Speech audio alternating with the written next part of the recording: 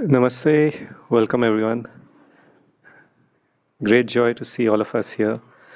It's always a great gift and honor to introduce Gautam Sachdeva.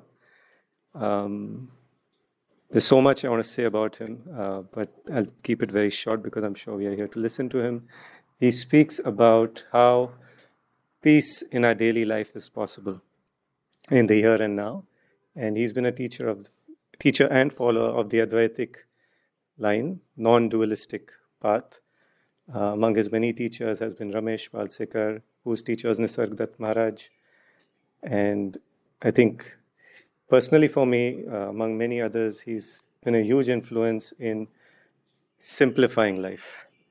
And I'm grateful for that.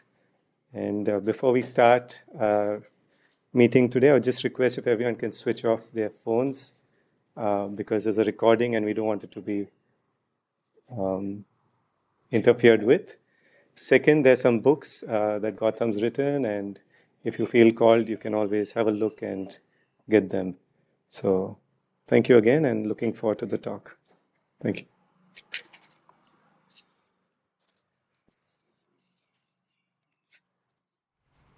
Will you play some music?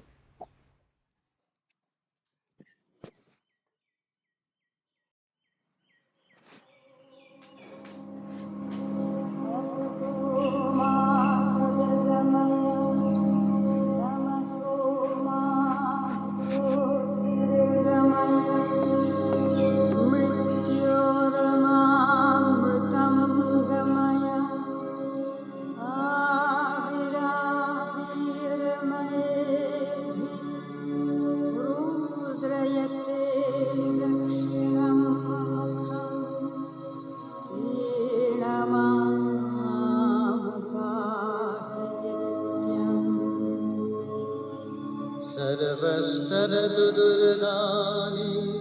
Servo भद्राणि पश्यतु सर्वः सद्बुद्धिमाप्नोतु सर्वः सर्वत्र नन्दतु सर्वेत्र सुखिनः सन्तु सर्वे सन्तु निरामयाः सर्वे भद्राणि पश्यन्तु मा कश्चित् दुःखमाप्नुयात्। ॐ नमो भगवति माहेश्वरी स्वाहा। एतत् पाद्यं श्रीमीरायै नमः।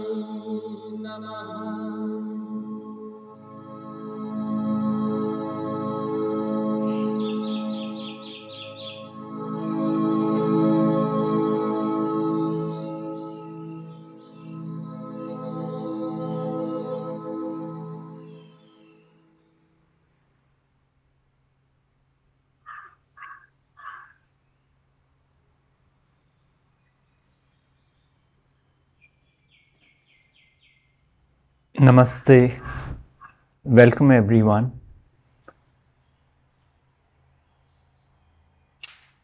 This is a brief exploration of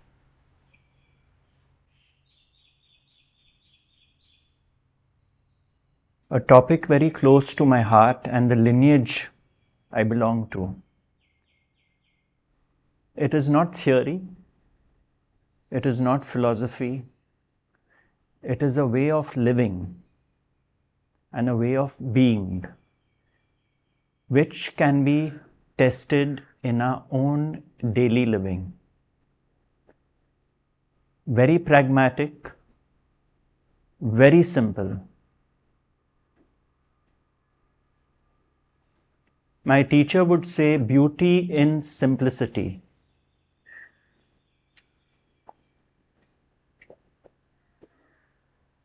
And so, the topic which I chose today, death, peace, and true love, and how they are connected to our own lives, essential for peace and equanimity in daily living, because they have all one thing in common. Death is death of the me, peace is death of the me, and true love is death of the me. In daily living,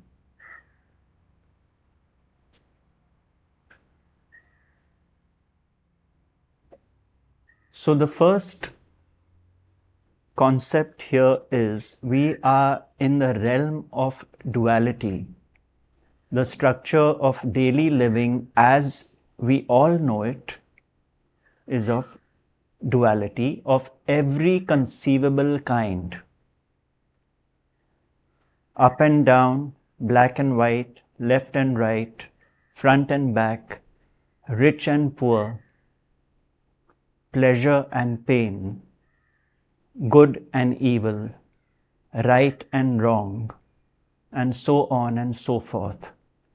We are all in this matrix of duality. One could call it the pairs of opposites. We all know life cannot be only pleasure. In fact, it is mostly pain. That is our experience of daily living. So the first step is to recognize life means duality.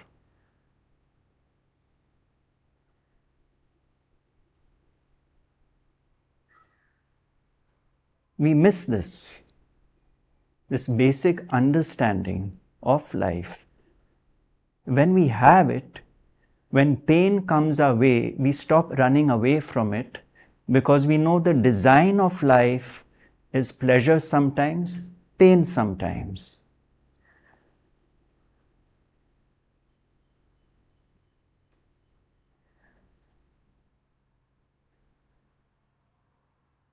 Now, I have mentioned true love, not love. The opposite of love is hate. Again, we are in the polarities. That love is a conditional love, a love which can change. And true love is that which transcends the polarities. The love of the sages and the masters, transcendental love. So the first step in understanding this is the birth of the ego and how we had nothing to do with it. The ego is not our fault, and therefore we cannot kill the ego. This misconception needs to be resolved. Because when a baby is born, it is pure being. The baby cannot judge, cannot discriminate. It is being looked after by the universe through the mother. Without doing anything, the baby, which we all are right now, as we will see, was looked after by the universe. But at some point, maybe between the age of 1 and 2, a sense of separation developed.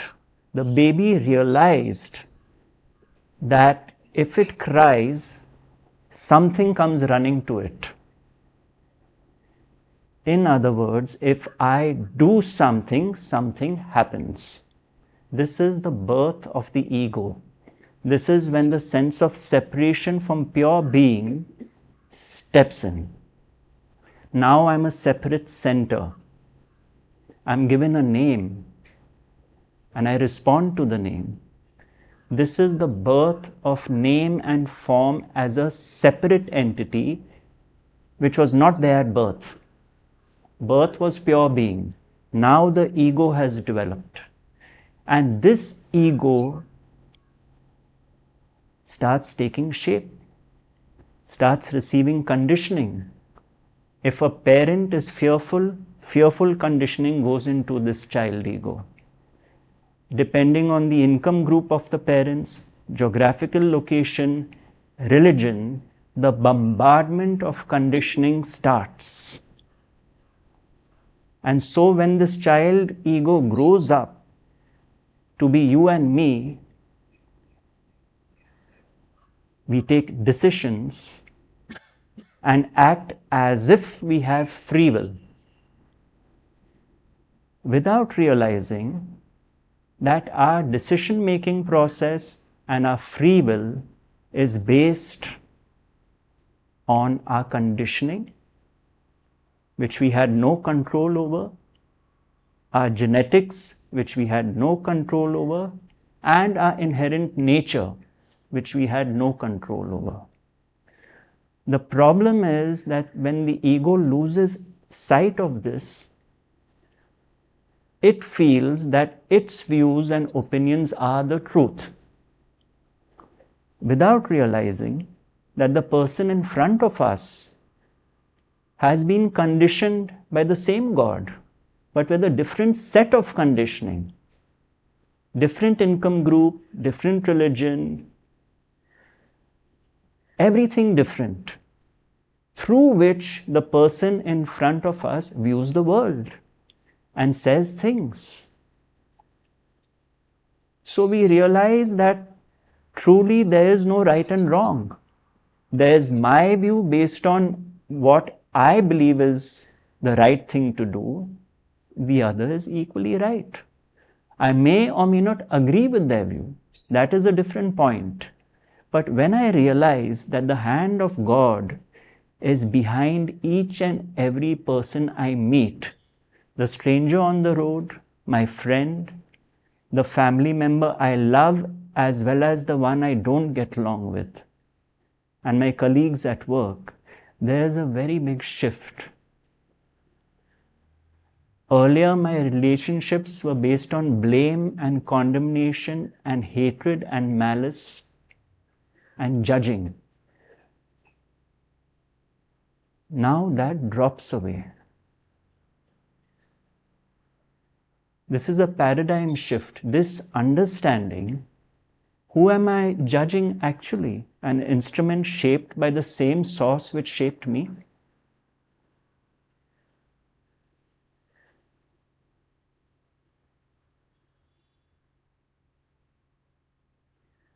This is the illusion.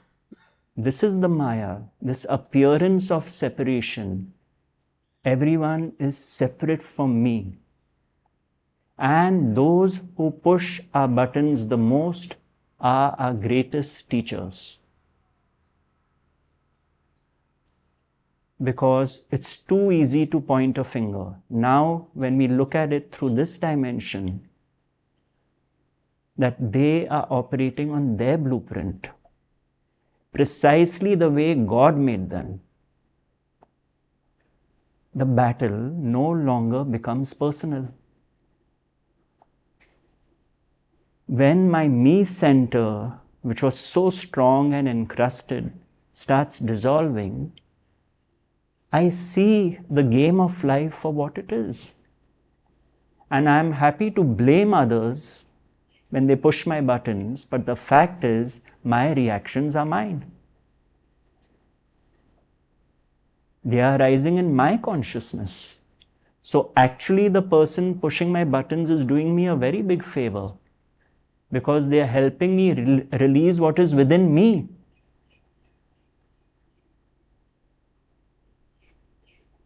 Things are truly not what they seem to be. And the spiritual journey is to find deep peace through relationships in daily living. Because if we feel that we can practice meditation an hour a day and the rest of the day we are in conflict without peace and our relationships are a mess, that practice has no value. It stays as a practice, and for the rest of the day, I have no peace of mind, and what's even worse is I take away others' peace of mind, which is their God-given birthright. So this teaching says there are three kinds of relationships operating in your life. One is with people, the other is with what happens in your life, events and circumstances, pleasurable or painful. And the third is your relationship with yourself. This is the realm of relationships.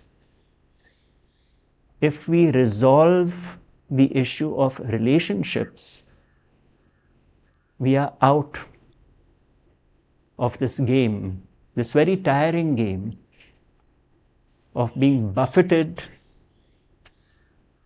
between two banks of a river. And so when we realize by and by, whoever we meet on life's journey is an instrument through whom God functions, precisely the way God knows best, we find our relationship is now no longer with people but with God. We look at ourselves and we say, oh, we have so many flaws. Who made them? Who was in charge of your conditioning? Were you? No. So I accept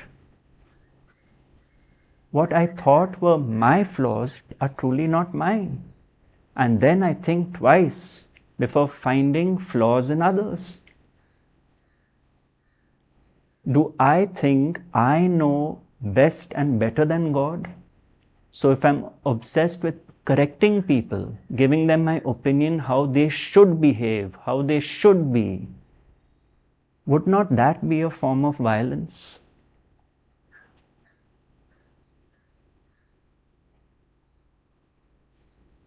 It's really quite fascinating when we start viewing life this way, because death is very important. We need to learn about death before we die. This death is the death of the ego with its sense of doership, which says, I am the doer and so are you. This is the entire foundation of the Bhagavad Gita. The ego deluded thinks, I am the doer and so are others. If we resolve this in our daily living, it is called in the spiritual traditions to die before you die. Otherwise, we will keep on incarnating into conflict, whether it is external or internal does not matter. That is why Ramana Maharshi said, the state of equanimity is the state of bliss. He did not say some high self-realization, enlightenment, and so on and so forth is a state of bliss. He said it very simply. The state of equanimity is the state of bliss. If we can live our lives with equanimity, peace and calm, then we are no longer afraid of death. After all, we all know we are not afraid of deep sleep. We look forward to it. At the end of a tiring day, we all look forward to deep sleep. And deep sleep is the death of the me. You don't exist in deep sleep. That is why it is so deep. One's own experience is this. My absence is when I am most at peace. Isn't that a joke? God has given us this gift that when me and my story is set aside, peace is there. So we cannot avoid death. It makes people uncomfortable, this word. But anyone on the spiritual path has to face it. That is why they have been placed on it. If I can die in very small ways, if I can die to my opinion about something, if someone has a contrary view, I say, so be it. I don't have to agree with you, but you are entitled to your view. This is my view. I have died to my opinion. I am no longer identified with it. If I have an object and it breaks, in the moment anger may arise or disappointment, but I tell myself it was meant to happen. Otherwise it would not have happened. So I'm no longer identified with that object anymore. This is what road rage is. If you're driving and someone cuts through you or hits your car, road rage, because I'm identified with this car. It's an extension of me and who I am. How dare someone hit it? I take it as a personal assault. So this me center gets identified with objects and with people. With people, I decide the ones I love will get the most expensive gifts. The ones I don't love, I will pass on gifts that I don't like, which were given to me. This me center does all this. It works in very covert ways, fooling itself. And it loses sight of this fact.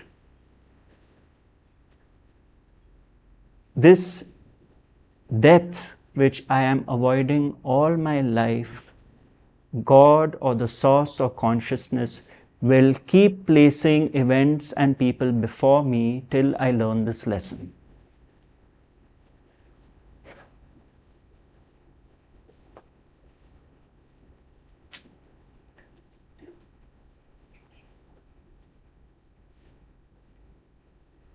My love, as the American mystic Joel Goldsmith would say, it's too easy to pray for your friends and your family. Try praying for your enemies. They too have been made by the same power. He was a reputed healer in the 1950s and 60s. And the tenet of his teaching was, give up the belief in good and evil. Give up the belief in good and evil. Why? Can there be a power apart from God? Because if we feel that evil is a power apart from God, it means there's another source more powerful than God. Yet, we say God is all-powerful, all-knowing and all-pervading. It's a contradiction. When we realize there is only one source, and good and evil are the polaric opposites within that, then we understand the game of duality. This the sage has understood. He may still take an action against what is perceived as evil, but is no longer pointing to an individual doing something. So he becomes more objective. Rather than reacting, he responds. Because he is not caught in this trap which we are trapped in.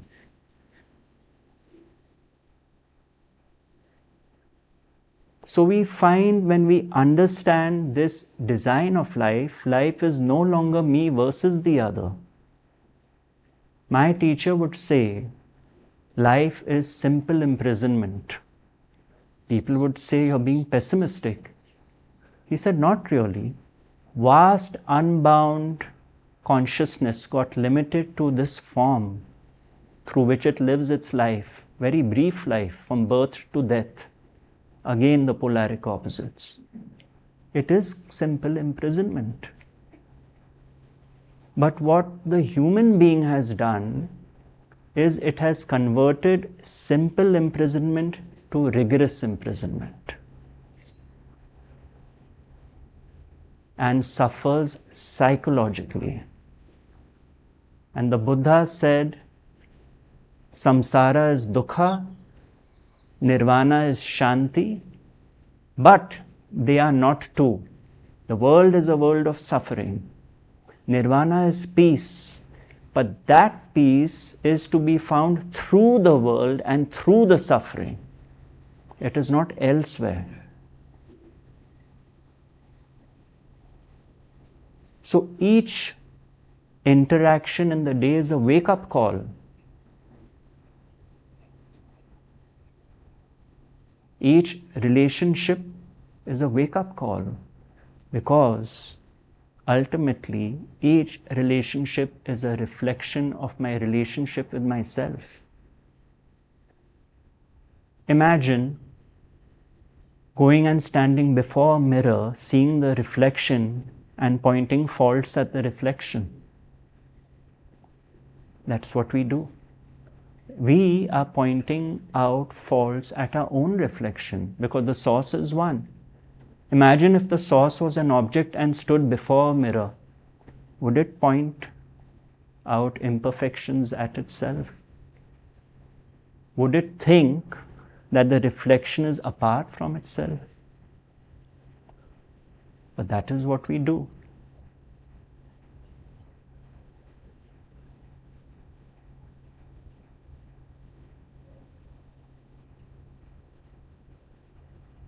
That is why it is said in our scriptures, when you stand before the mirror, what do you see? A barking dog will see and hear barking dogs.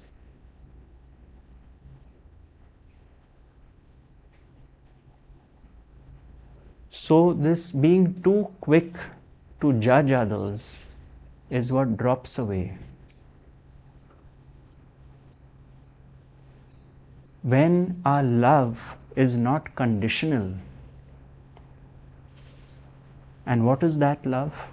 A total acceptance of the other. I don't have to hug everyone. I have my own preferences. But when I see this person who has troubled me before, whether it is a lover or a sibling or whoever it is, and that one fine day I just look at this person in totality and tell myself, you could not have done this any other way. I thought you could have, so I was obsessed with correcting you, wishing you to be another way. But now I have seen it, you are acting on your blueprint.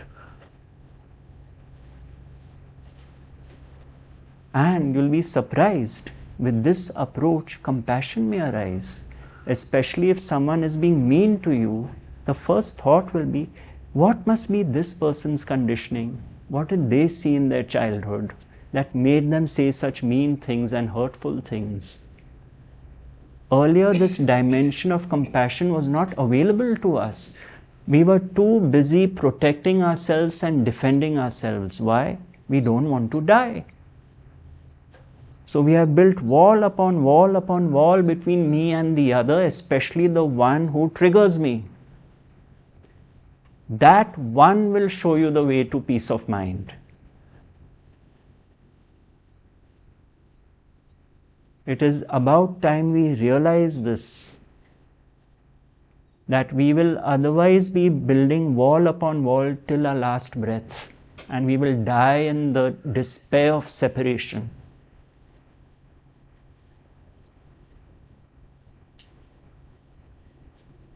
When we accept these kind of people, we all have them in our lives, precisely the way they are, a big turnaround starts happening. It doesn't mean I have to take their nonsense. I can decide objectively what I have to do. All I now know is when the sense of doership has been pulled out of the equation, I tend to respond and not react. I tend to no longer get stuck in patterns like I used to be. And above all, I now see that God is not just a deity to be worshipped in my altar or just bowing my head down before a master. I now see that I am constantly bowing my head down between all that there is, because all there is consciousness. I am speaking because I am conscious. You are listening because you are conscious. Without consciousness, I would be dead, you would be dead. So who is speaking and who is listening? Consciousness is speaking through this instrument and listening through that. We lose sight of this. We lose sight of how intimately connected we are. We are all in the realm of consciousness. If you close your eyes and think of the person you love the most and hate the most, both of them are arising in your own consciousness. Both of them are equally close to you. But because we got lost in this realm of time and space and distance, we think things are apart from me. The one I hate is apart from me. It's within your own consciousness. Whom are you fooling? That is why the Indian philosophy of Advaita, not two. Every time you think it's two, it's not two. It appears that way. It appears that way. And then when do we wake up from this living dream, which is a dream of the polar opposites? Otherwise, we are trapped.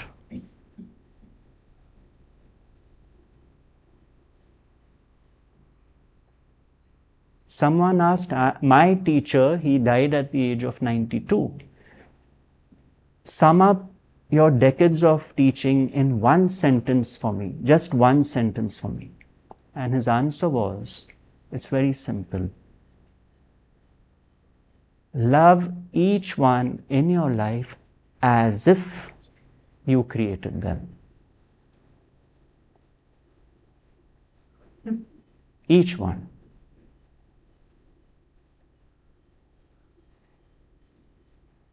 And this is what we lose sight of. If we crack this trinity of death, meaning of true love, and peace, deep peace, unshakable peace, not a peace that comes and goes, so that in my day, my one foot is established in peace as I move around. The peace that passeth understanding. What Jesus said on the cross, not my will, O Lord, but thine be done. All I can do is decide to do a certain thing. Thereafter, it is your will. And the joke is, what I thought was my will is also your will. Because my will is based on factors you created.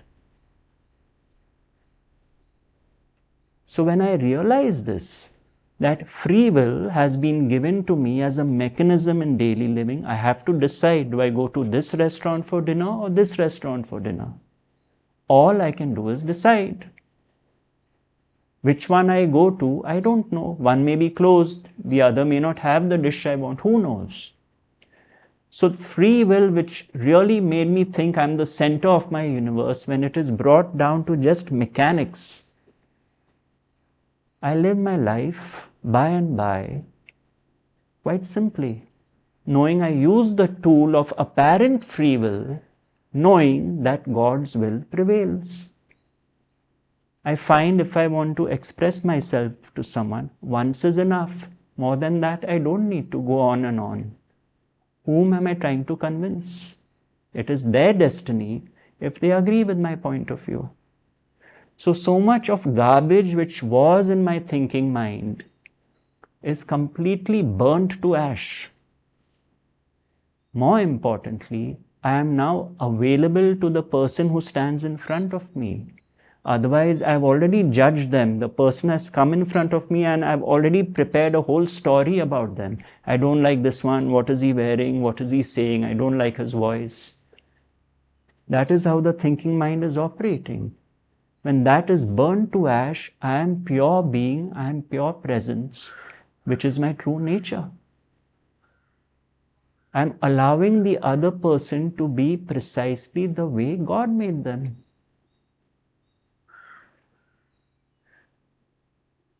We have forgotten how to do this.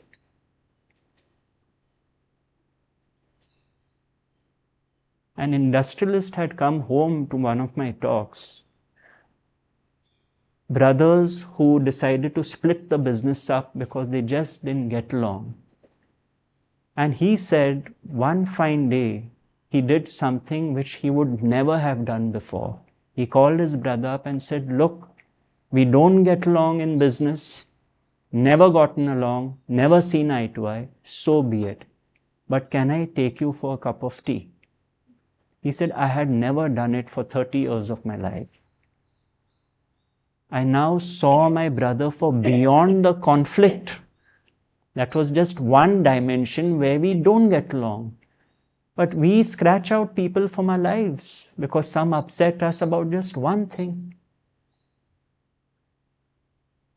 That is why my teacher would say, if we agree to disagree without being disagreeable, we find there's so much to honor about everyone. So many people have so many strengths. We focus on the weakness. It's pretty amazing when this whole thing is revealed to us. And then at the end of our lives, when our time is up,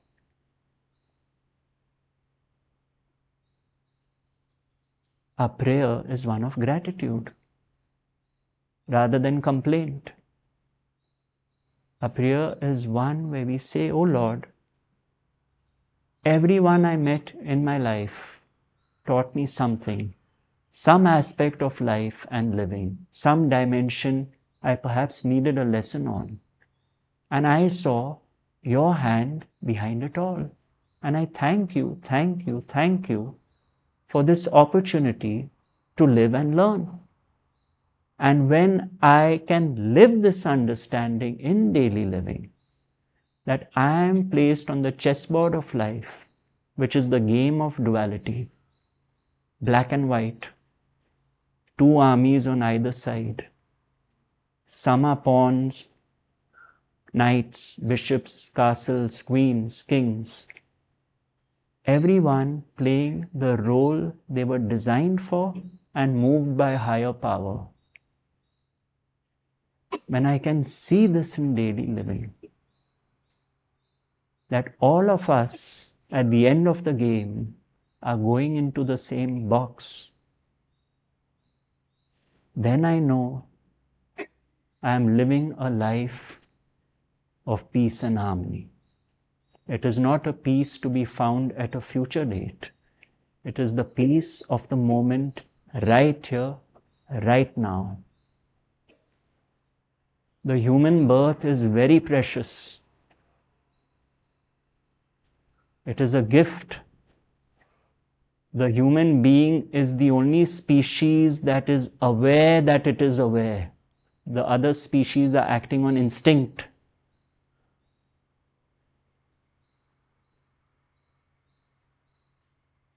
It is the only species which is allowed to ascend to higher consciousness by the grace of God.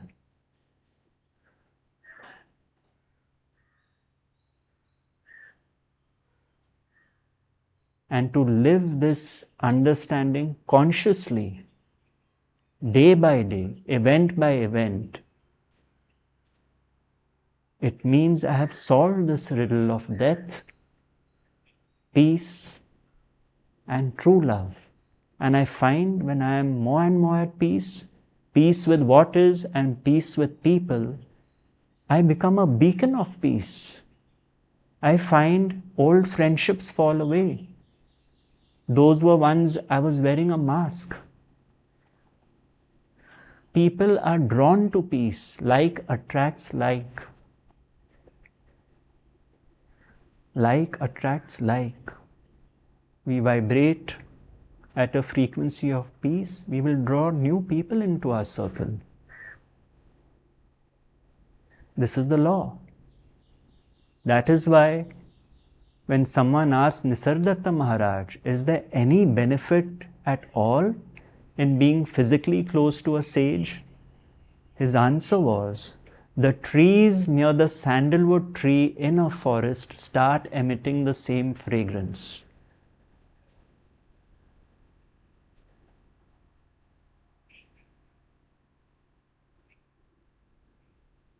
So we start living a life of peace and we start allowing others their lives of peace.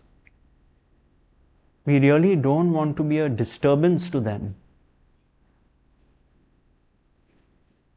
I had once an income tax officer who called me to his office, and I have not had a good experience in my past working years, so I asked the chartered accountant to go and see, is there some problem with our books, our entries? He said, no, I just want to meet him. And I felt I didn't have it in me to go there. He said, all right, I'll come to the office. And he came and he just thanked me for publishing the books we do, which are on the subject of spirituality. And I was pleasantly surprised. But one thing struck me. He said he had a terminal illness. And he said it took that terminal illness for him to realize one thing. He said, I want whoever is in touch with me, I want to disturb them the least. I just want to be a comma in the sentence. I wish people well. I wish nobody harm. I have been taught a great lesson with the illness, and I truly wish peace and harmony upon everyone. That I have learned through this lesson.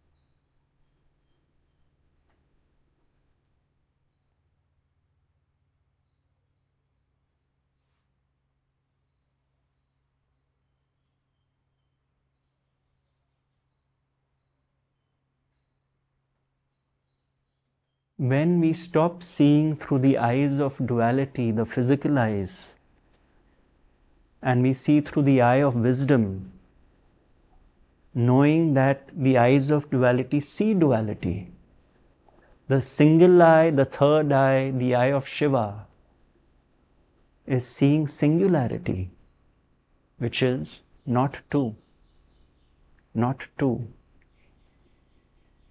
It is nothing esoteric. It's no esoteric experience that light is going to pour forth from here. That may happen, but this is the light of divine wisdom. The simple seeing things for the way they are designed.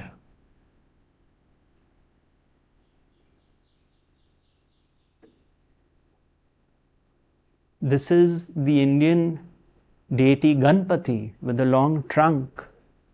This is the third eye. The round belly is the belly of relationships, Manipur chakra. When both are aligned through the open eye of wisdom, the single eye, my relationships are in harmony. Big ears, listening rather than speaking too much. One tusk broken, not two. What could be called a non-dual awareness in daily living. This is our birthright. This is our gift. And this is a gift to bestow, to rise above the pairs of opposites.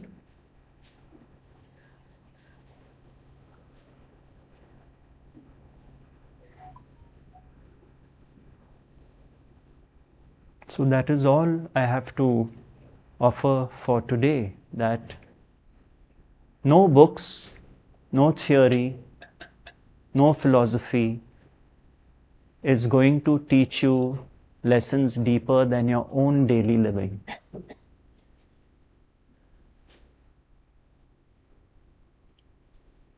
And I really wish a life of awareness, moment by moment, supreme awareness,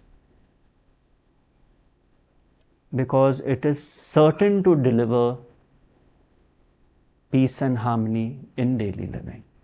That is my only wish and prayer for everyone. I remember, lastly, my teacher had a migraine for 30 years. He suffered for 30 years, no medication helped him. And one day he woke up and it was gone, never to come back. And he said, that day I had the deepest realization that the absence of pain is the greatest pleasure.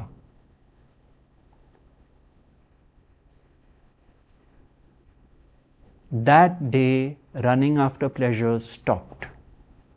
Absence of pain is the greatest pleasure. And this teaching takes away psychological pain. Physical pain we have to endure. What we are bound to by the laws of karma, that what comes unasked to us. Psychological pain and suffering, our own and what we inflict on others, that with right understanding and a right attitude can be done away with.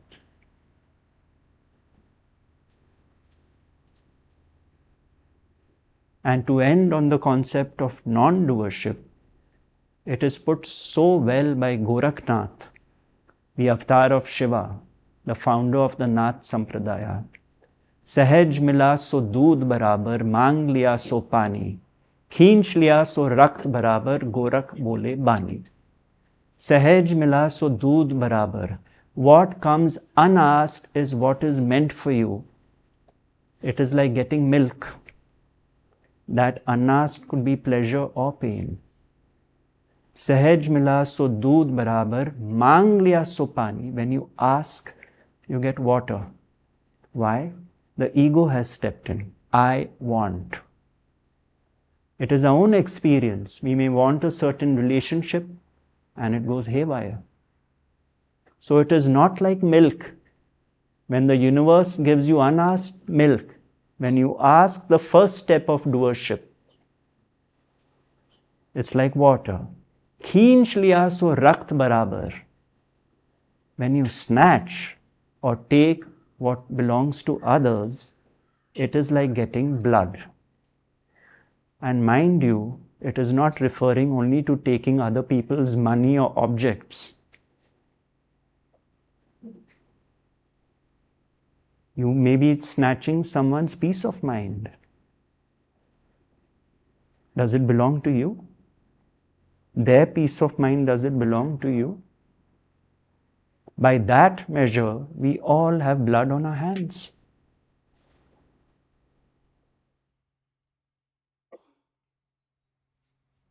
खींच लिया सो रक्त बराबर, गोरख बोले बानी. Thus speaks Gorakhnath. The entire teaching of non-duality in this one verse, simplified.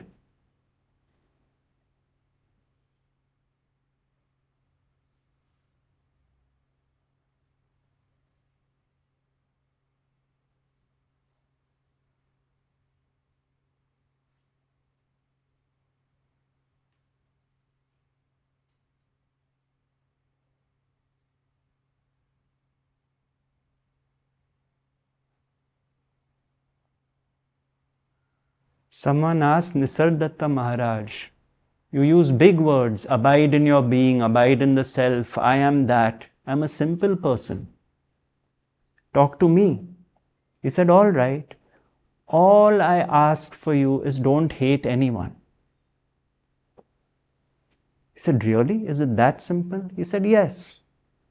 Because then you will understand, if there is no one to hate, it means consciousness is all there is. Can consciousness hate itself? If you truly understood that consciousness is all there ever is, can consciousness hate itself?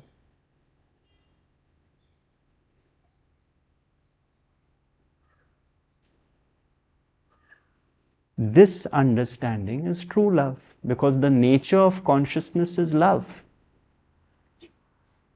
The nature of consciousness is love.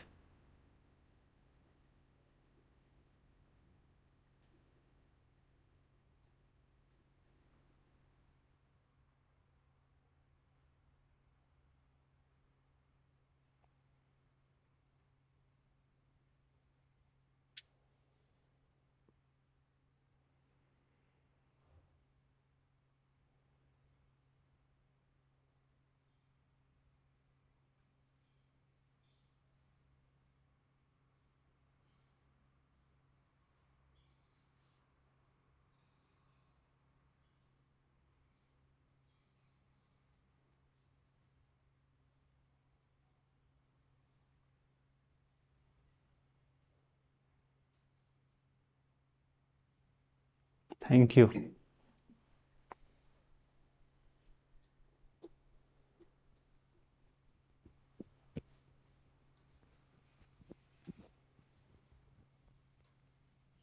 Thank you, Luca, for organizing this and for the invitation.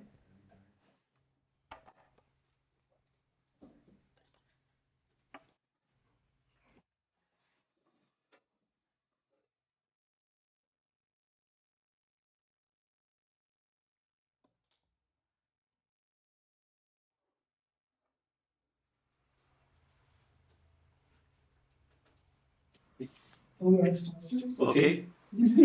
Very fundamental. I completely appreciate and respect your fantastic stories. There are instances in our family, in our friendships, in our relationships. Oh, sorry. You want me to speak into this? Yeah. Okay. So there are instances with our friends, with our family, with our relationships, where they might be imposing something on us, as in me, the individual, or the flip side of it being there might be instances where I want something from someone, but they're kind of adamant. So that's the one part of the question. The other part is, this level of understanding requires the other party to also share this level of thought, doesn't it? Not really. Not okay. No, because you see, what has happened is, if the person in front of you does not have the understanding, you just need the understanding that the person is not the doer. What happens with that is the sting of individual doership is pulled out, and you find the language you use and the things you say change. You are no longer battling with an individual, though it appears that way. You will still have to take a course of action. But you find it's quite different now. The whole dimension is very different. And that is why one gets to be more and more peaceful in spite of what arises in life. You see, if two people are playing a tennis match, action and reaction, that's the tennis match, it only needs one to put the racket down. That one who puts the racket down is the one with the understanding. Or you perpetuate the action-reaction loop, which we call the law of karma. Action, reaction, action, reaction. Now imagine taking this till the end of one's life. That means we are locked into this loop. Just to complete the understanding, this is wonderful. What if the person is imposing something on me, the individual? Yeah. So once the understanding is clear, resist, right? You cannot. But once you are clear what's exactly happening, that this person is playing out their script, you have to still decide. Do I keep answering back? Do I step away? That is your decision. But while you make that decision, the understanding is everything is the way it is meant to be and nobody is the doer of the actions. For example, let's say at work, there is a manager and there is a staff member. The staff member is not performing according to what the manager thinks the performance should be. Now, at the level of the individual, there's blame, there's saying that you're not performing well, you are not doing this, you don't have the skills, and a lot of condemnation, finger pointing. A manager with understanding will realize all I can do is encourage this person, talk to him, but maybe his capacity and skill sets are limited. So that manager with understanding is not fighting at the level of an individual doing something. The awareness is that he is given an opportunity, I can remind him, but I know perhaps it is not his destiny to perform the way I expect him to perform. When the sting of personal doership is pulled out from this relationship, it becomes very objective. Then the manager still has to decide, do I tell this person to stay or do I tell this person to leave? But there is no animosity, there is no hatred, there is no blame. That is how the man of understanding lives his life. That is what happens.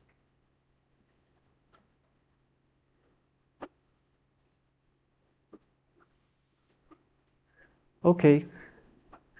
Thank you.